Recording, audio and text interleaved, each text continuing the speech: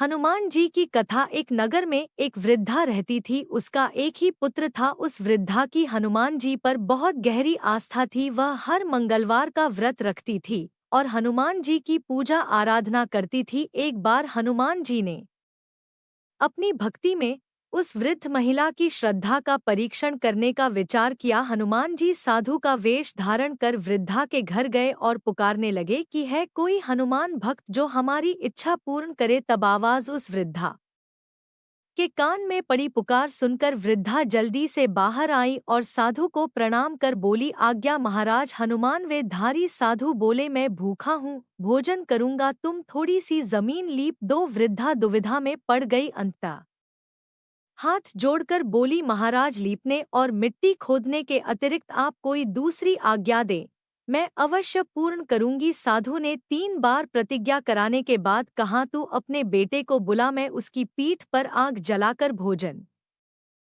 बनाऊंगा। यह सुनकर वृद्धा घबरा गई, परंतु वह प्रतिज्ञाबद्ध थी। उसने अपने पुत्र को बुलाकर साधु को सौंप दिया। साधु वेशधारी हनुमान जी ने वृद्धा के हाथों से ही उसके पुत्र को पेट के बल लिटाया और उसकी पीठ पर आग लगवा दी। आग जलाकर दुखी मन से वृद्धा अपने घर में चली गई। इधर भोजन बनाकर साधु ने वृद्धा को बुलाकर कहा कि उनका भोजन बन गया है, तुम अपने पुत्र को पुकारो ताकि वह भी आकर भोग लगा ले। इस पर वृद्धा बोली, उसका नाम लेकर मुझे और कष्ट ना दे। लेकिन जब साधु महाराज नहीं माने तो वृद्धा ने अपने पुत्र को आवाज लगाई। वह अपनी माँ के पास आ गया और अपने पुत्र को जीवित देखकर वृद्धा को बहुत आश्चर्य हुआ। वह साधु के चरणों में गिर पड़ी। तब हनुमान जी अपने वास्तविक रूप में प्रकट हुए और वृद्धा को भक्ति का आशीर्वाद दिया तो प्रेम से बोले, बजरंग बली की जय हो। आइए सुनते हैं मंगलवार व्रत की पौराणिक कथा। एक बार नैमिषारण्य तीर्थ में 8,000 मुनि एकत्र होकर पुराणों के ज्ञाता श्री सूत जी से पूछने लगे, हैं महामुनि, आपने हमें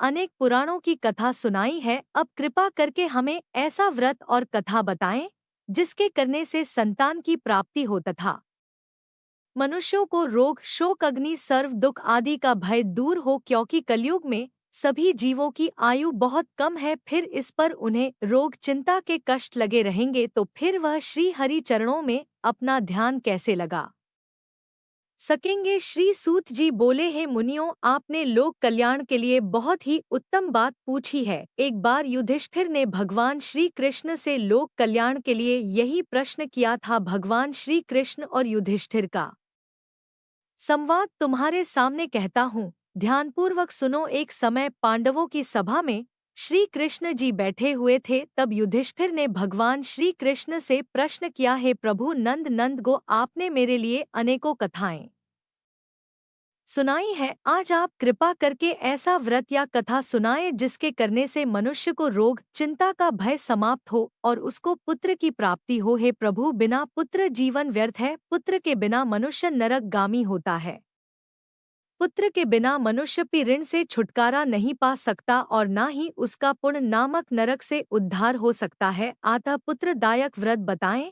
श्री कृष्ण भगवान बोले, हे राजन, मैं एक प्राचीन इतिहास सुनाता हूँ, आप उसे ध्यानपूर्वक सुनो। कुंडलपुर नामक एक नगर था, उसमें नंदा नामक एक ब्राह्मण रहता था। भगवान की कृपा से उसके पास सब कुछ था, फिर भी वह दुखी था। इसका कारण यह था कि ब्राह्मण की स्त्री सुनंदा की कोई संतान नहीं थी।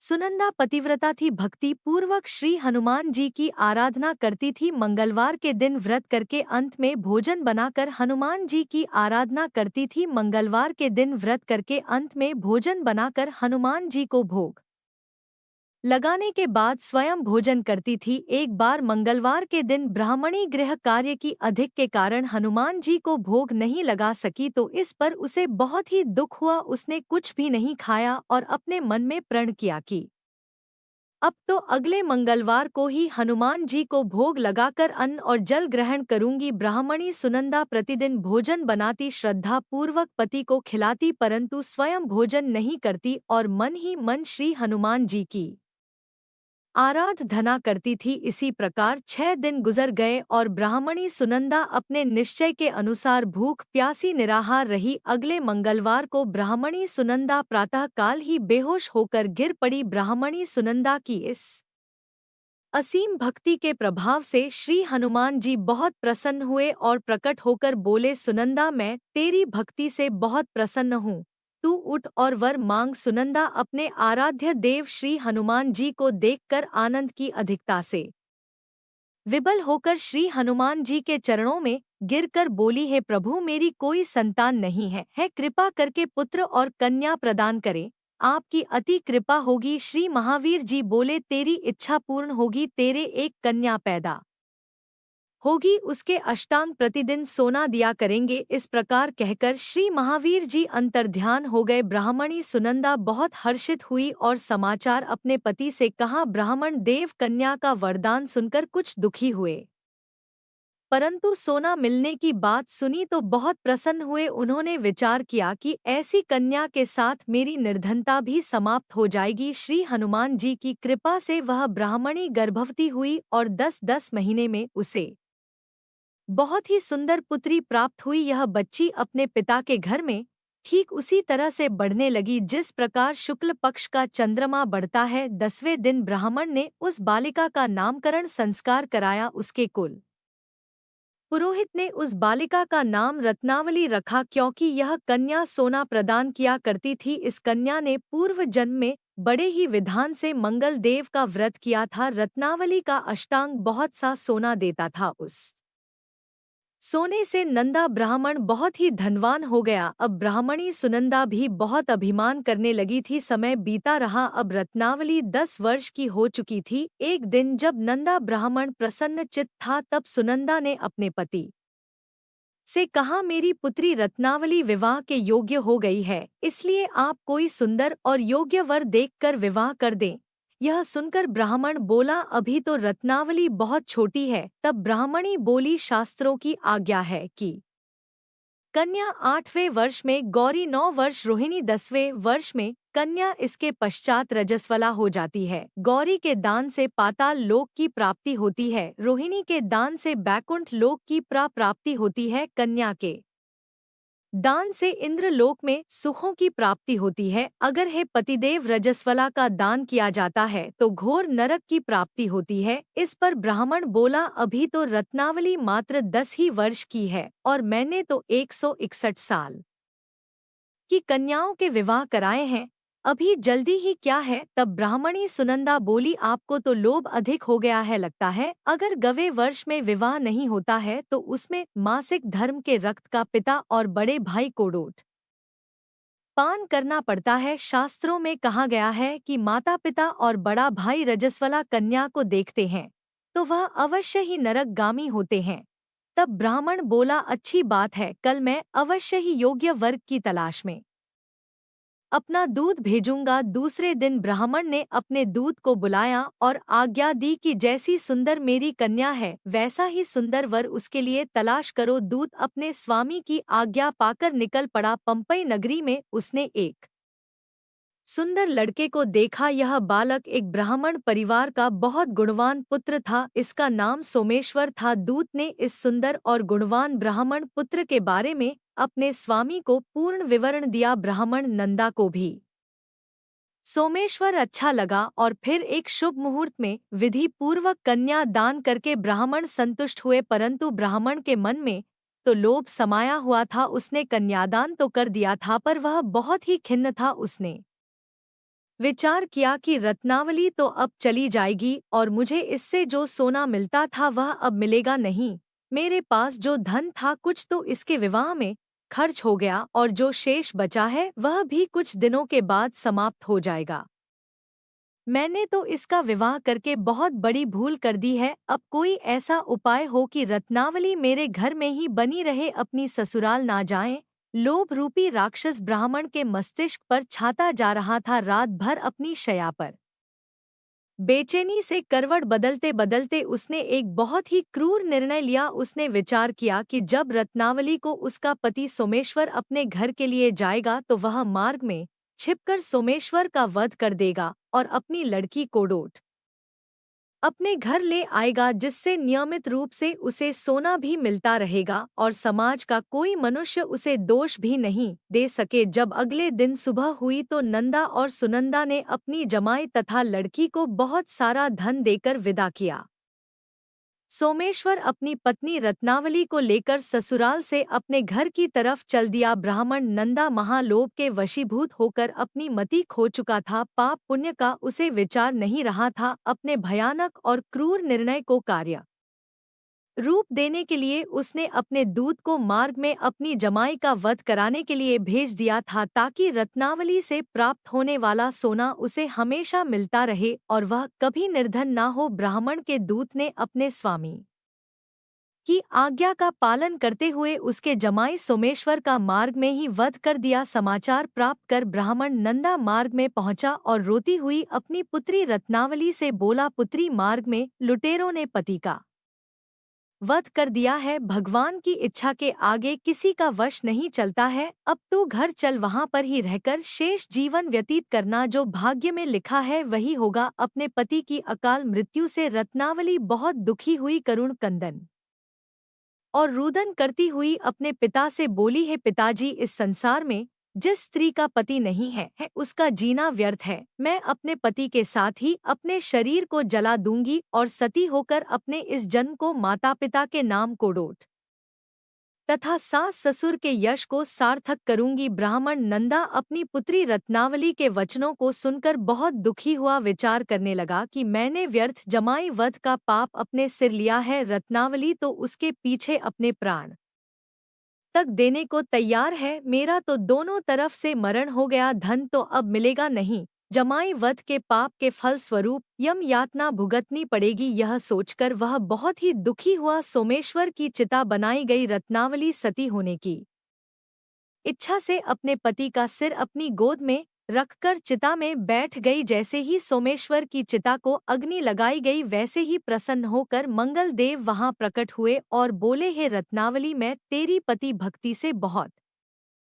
प्रसन्न हूँ, तू वर मांग। तब रत्नावली ने अपने पति का जीवन दान मांगा। मंगल देव बोले, रत्नावली, तेरा पति अजर अमर है, यह महाविद्वान भी होगा और इसके अलावा तेरी जो इच्छा हो वह वर मांग। तब रत्नावली बोली, है ग्रहों के स्वामी, यदि आप मुझ पर प्रसन्न हैं तो मुझे यह वरदान दीजिए कि जो भी मनुष्य मंगलवार के दिन प्रातःकाल लाल पुष्प लाल चंदन से पूजा करके आपका स्मरण करेगा, उसको रोग व्याधि नहीं होगी, स्वजनों से कभी वियोग नहीं होगा, सर्प अग्नि तथा शत्रुओं का भय नहीं रहेगा और जो स्त्री मंगलवार का व्रत करेगी वह कभी विधवा नहीं होगी। मंगल देव ने तथास्तु कहकर अंतर ध्यान हो गए। सोमेश्वर मंगल देव की कृपा से जीवित हो उठा।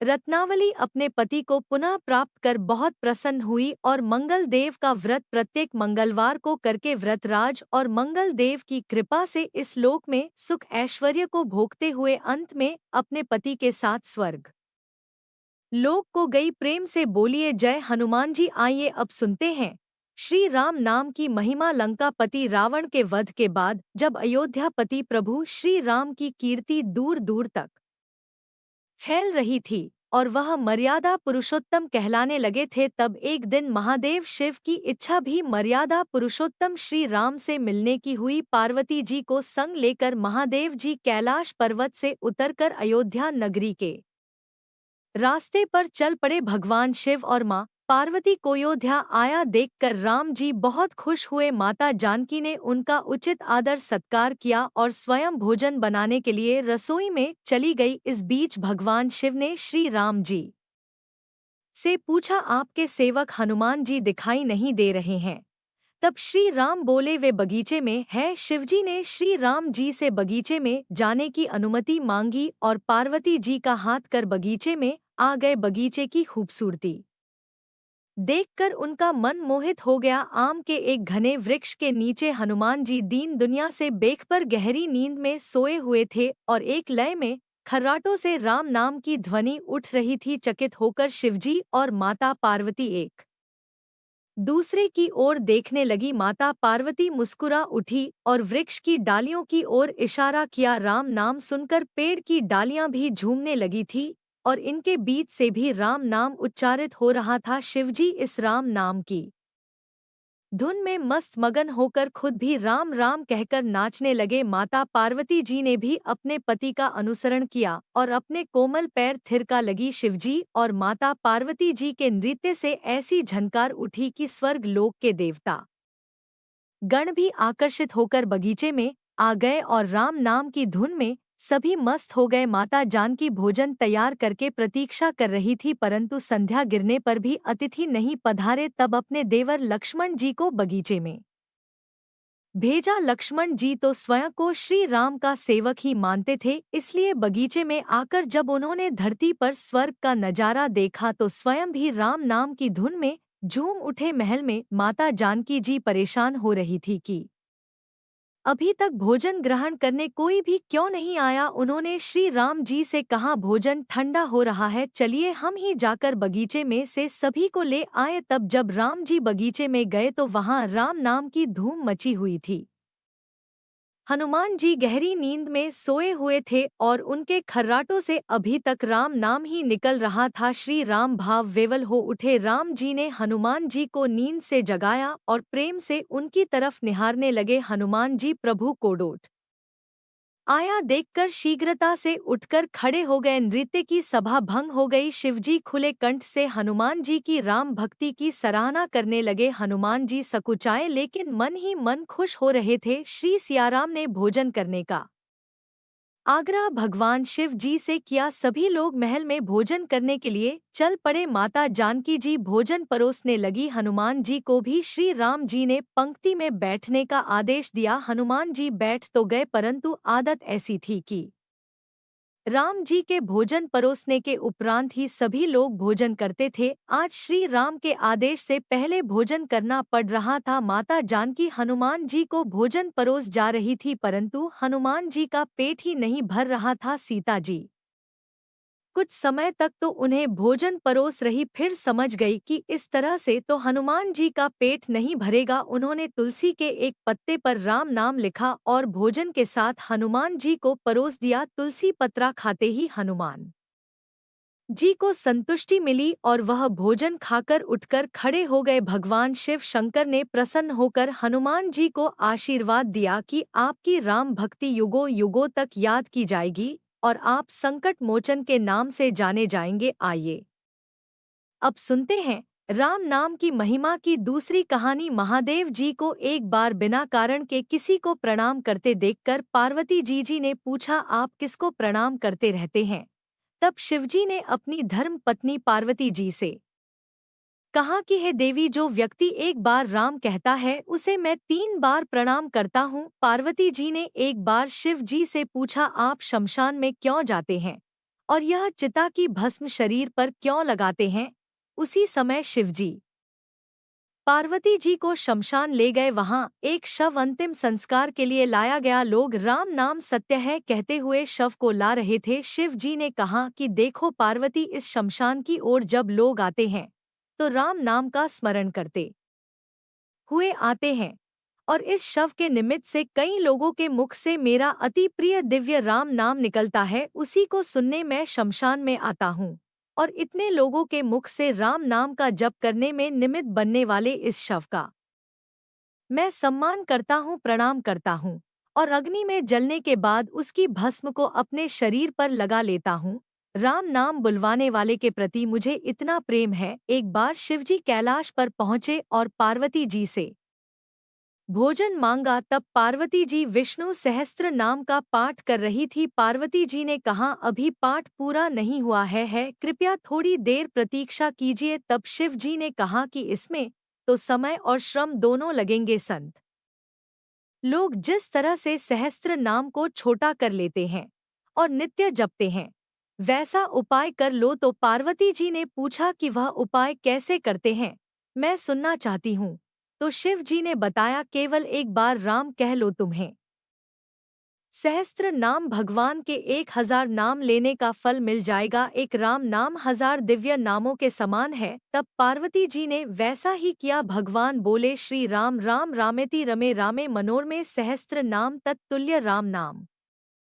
वरानने यह राम नाम सभी आपदाओं को हरने वाला, सभी संपदाओं को देने वाला दाता है, सारे संसार को विश्राम या शांति प्रदान करने वाला है। इसलिए मैं इसे बार बार प्रणाम करता हूँ। भवसागर की सभी समस्याओं और दुखों कि बीजों को भूज के रख देने वाला, समूल नष्ट कर देने वाला, सुख संपत्तियों को अर्जित करने वाला, यमदूतों को खदेड़ने वाला केवल राम नाम का जप है। इसलिए प्रयास पूर्वक स्वयं भी राम नाम जपते रहना चाहिए और दूसरों को भी प्रेरित करके राम नाम जपना चाहिए। इससे अपना और दूसरों का तुरंत कल्याण हो जाता है। यही सबसे सुलभ और अचूक उपाय है। इसलिए हमारे देश में प्रणाम राम राम कहकर किया जाता है। आइए अब सुनते हैं बिल्व वृक्ष की महिमा। एक बार नारद जी ने भोलेनाथ जी की स्तुति करके पूछा कि प्रभु, आपको प्रसन्न करने के लिए सबसे उत्तम और सुलभ साधन क्या है? हे त्रिलोकीनाथ, आप तो निर्विकार और निष्काम हैं, आप सहज ही प्रसन्न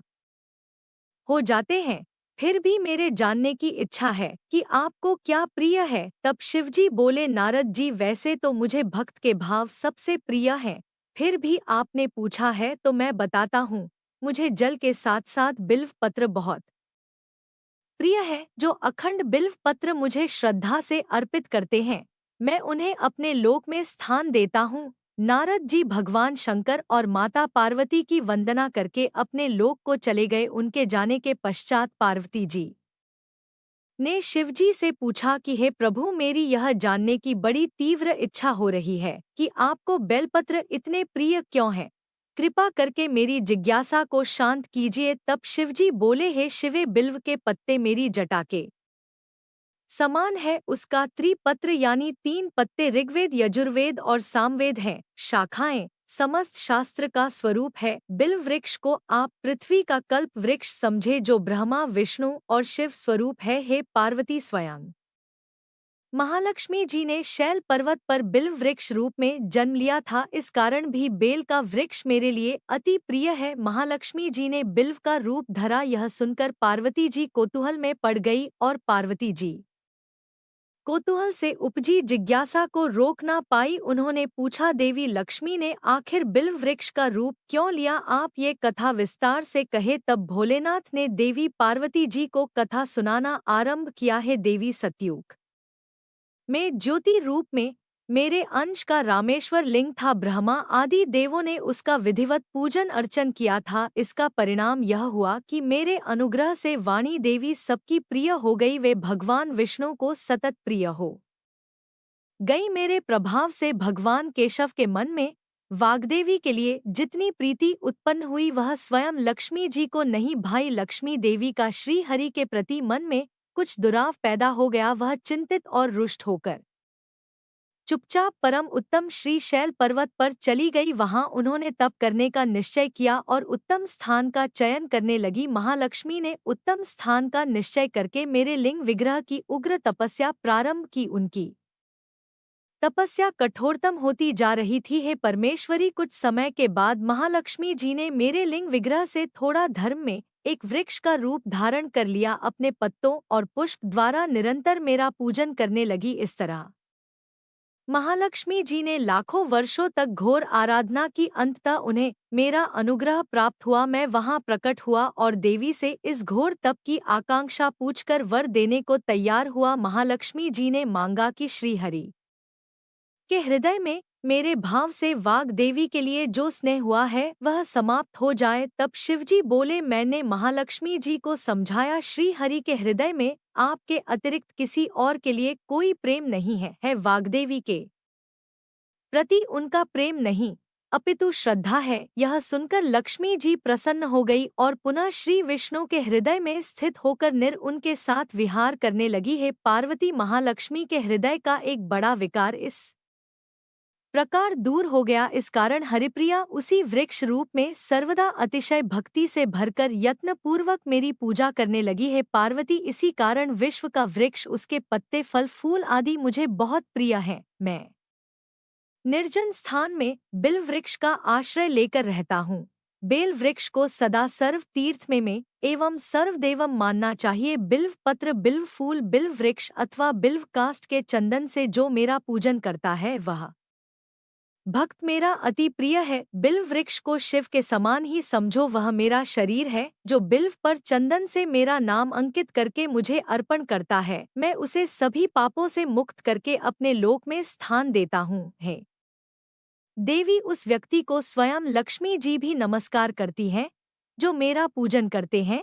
जो बिल्व मूल में प्राण छोड़ता है उसको रुद्र देह प्राप्त होता है और ऐसे मनुष्य पर सदैव ही माता लक्ष्मी की कृपा रहती है और साथ ही साथ भगवान नारायण की कृपा भी उन पर सदैव बनी रहती है। प्रेम से बोलिए भगवान शिव और माता पार्वती की जय। एक समय की बात है, एक शहर में धर्मपाल नाम का एक व्यापारी रहता था।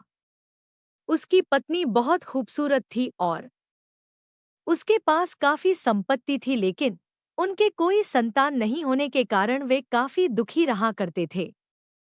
भगवान की कृपा से उन्हें एक पुत्र की प्राप्ति हुई, लेकिन वह अल्पायु था। उनके पुत्र को श्राप मिला था कि 6 वर्ष की आयु में सांप के काटने से उसकी मौत हो जाएगी।